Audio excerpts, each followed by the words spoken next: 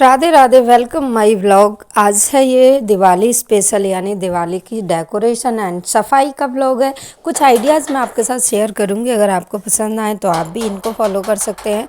कुछ home decor piece जो मैंने मीशो से परचेज़ किए थे उनको मैं आपको बताऊंगी, अगर आपको अच्छा लगे तो आप ज़रूर से इनको ख़रीद सकते हैं। बहुत ही सिंपल है और अच्छे आइडिया हैं और चीज़ें हैं।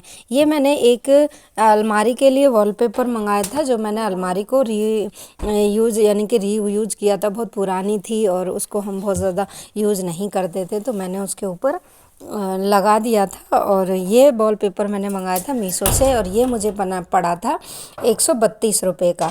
उसके बाद स्कूल के साथ साथ मुझे घर का भी काम देखना होता है, तो ये स्कूल का फंक्शन डे था यानी दिवाली डेकोरेशन का जो भी हम पीसेस हम बच्चों से बनवाते हैं, तो ये मेरे स्कूल का था। स्कूल में हमने 26 को रखा था ये प्रोग्राम और इसमें मैंने इस तरह के वॉल डेकोर बच्चों से बनवाए थे। तो ये मेरा स्कूल का फंक्शन है। स्कूल, घर, बच्चे और सब कुछ देखना एक औरत के लिए बहुत ज़्यादा मुश्किल हो जाता है, तो मैं सब कुछ शेयर करूँगी किस तरह से मैंने घर को मैनेज किया, कैसे ये काम किया, साफ़ सफाई किस तरह से की। तो ये 26 का दिन है। 26 वाले दिन मैंने दिन में तो स्कूल में इस तरह से बच्चों से डेकोरेट करवाई थी ये चीज़ें, और उसके बाद में घर पे आके हमने ये वॉलपेपर सेट किया था। सुबह स्कूल जाना और उसके बाद शाम को आके मुझे जैसे अलमारी क्लीन करनी, वॉल क्लीन करनी, फ़ोटोज़ वगैरह क्लीन करने, बेड क्लीन करना, ऐसे काम मैंने डिवाइडेशन कर रखे थे कि आज मैं ये करूँगी और आज मैं ये करूँगी।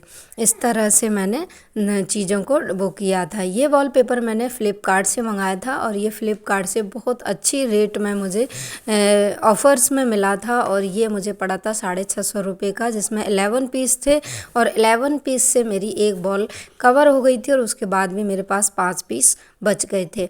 ये वॉल मेरी वॉश बेसिन की वॉल है और फ्रिज और वॉश बेसिन एक जगह है, तो बहुत ज़्यादा गंदी भी हो जाती है, तो मैंने इसको इस तरह से कवर कर दिया था। फाइनल लुक मैंने आपको बाद में बताऊंगी कि मेरा घर में एक्चुअली लग कैसे रहा था। अभी किचन की बारी है और ये डे था संडे का यानी 27 दिन, और उस दिन मुझे रसोई साफ़ करनी थी। रसोई अमूमन घर की रीढ़ की हड्डी होती है, यानी कि मेन हिस्सा होता है, वो साफ़ हो जाए तो घर को साफ़ करना और ज़्यादा ईजी हो जाता है।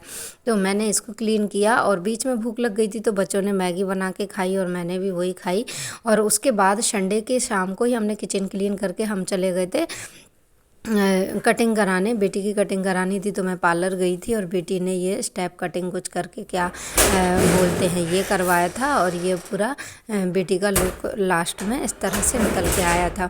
बच्चों को साथ में खुद पे भी ध्यान देना होता है और हमें घर को भी सजाना होता है। तो ये जो दिवाली का फंक्शन है, दिवाली का जो त्यौहार है, ये हमारे लिए इसीलिए स्पेशल होता है कि इसमें सब कुछ सुंदर सुंदर डेकोरेट होता है।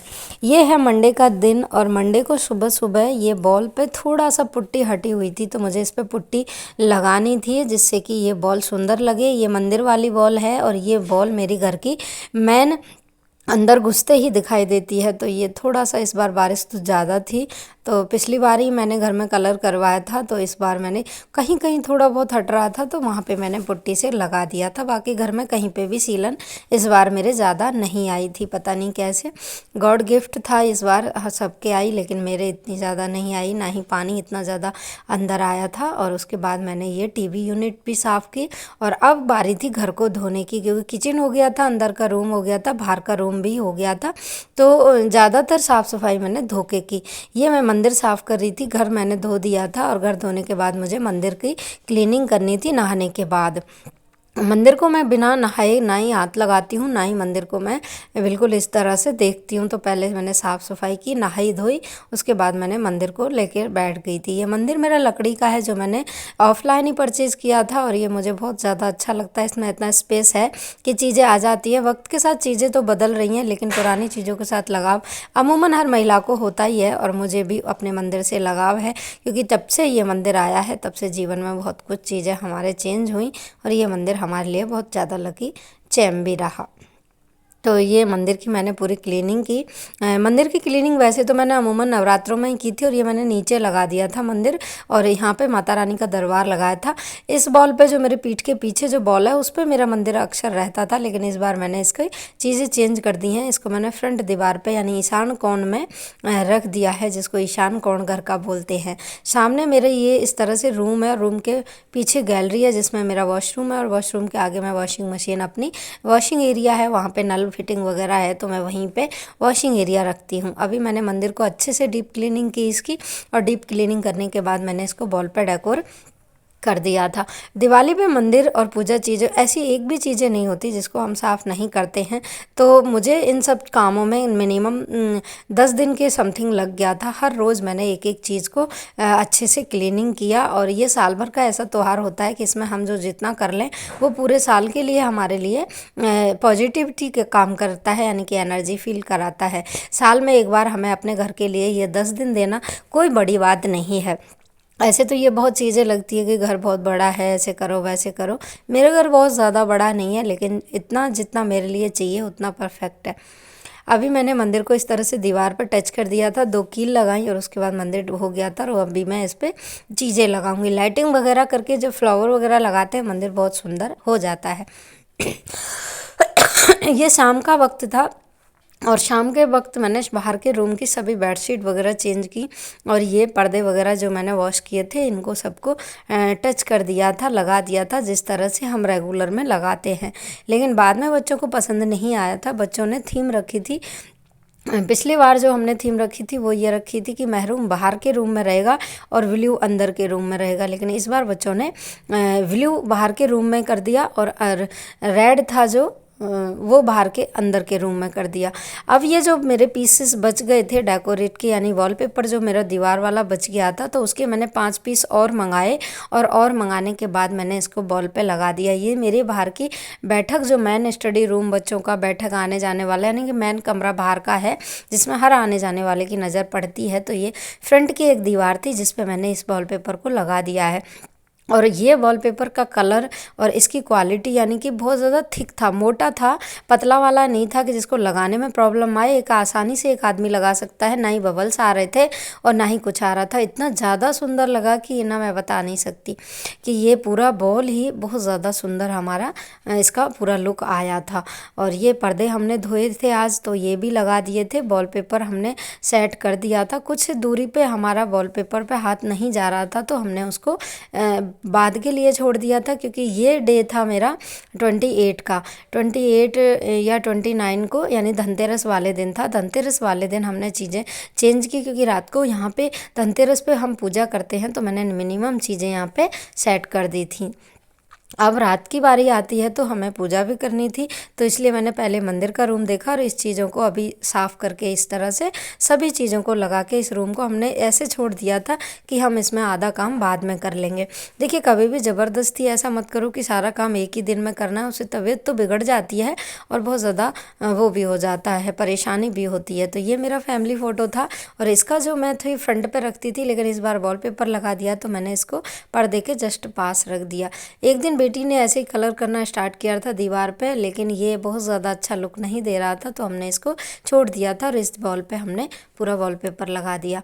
अब ये जो वॉलपेपर लगाया है, इसकी गंदगी जितनी निकल के आई है, बच्चे परेशान हो गए थे, और अब हमने ये झाड़ू वगैरह करके इस रूम को भी कर दिया था क्लीन। अब शाम की बारी है, कुछ पीसेस मैंने डेकोरेट के और मीशो से मंगाए थे, उनको भी आपके साथ शेयर करूँगी। अभी हम सबको लगा लगा के देख रहे थे। ये वॉलपेपर जो ना मैंने फ्लिपकार्ट से मंगाया, वो अभी इसी वक्त आया था, तो कुछ पीसेस कम पड़ रहे थे, तो उसी वक्त, क्योंकि जितने थे उतने तो हमने लगा दिए। देखिए, 2 बेड के पीछे लगा रखे हैं, 2 इधर स्टडी टेबल के पास लगा रखे हैं, लेकिन अभी और भी कम आ गए थे, तो मतलब कम पड़ गए थे, तो मैंने और मंगाए। तो ये बेटी उसी को खोल रही है कि मम्मी ये उसी सेम कलर आया है, कहीं चेंज तो नहीं है। तो हमने पहले चेक कर लिया था, वरना हम इसको रिटर्न पार्सल लगा सकते थे। देखिए, ये मुझे बहुत अच्छा आइडिया लगा। हम एक वॉल को अगर कलर करवाते हैं या फिर उस पर कोई डेकोरेट करवाते हैं या फिर कुछ अलग वॉल बनवाते हैं, तो उसमें हमें 15 से 20 हज़ार रुपये का खर्चा आराम से आ जाता है, क्योंकि लेबर वगैरह आती है, सामान वगैरह अलग अलग आता है। लेकिन ये मुझे बहुत अच्छा लगा, 1200 रुपये में मेरी वॉल पूरी रेडी होके तैयार हो गई थी। अब ये शाम का वक्त था, धनतेरस वाले दिन, और मुझे शाम को मैंने थोड़ा सा दूध का मावा निकाला और साथ में मैंने खाना भी बना रही थी, और इस तरह से मेरा मंदिर पूरा डेकोरेट मैंने कर दिया था। डेकोरेशन तो इसमें होती रहेगी, लास्ट वाले दिन फाइनल करती हूँ, लेकिन अभी मैंने धनतेरस की पूजा करनी थी तो मैंने इस तरह से कर दिया था।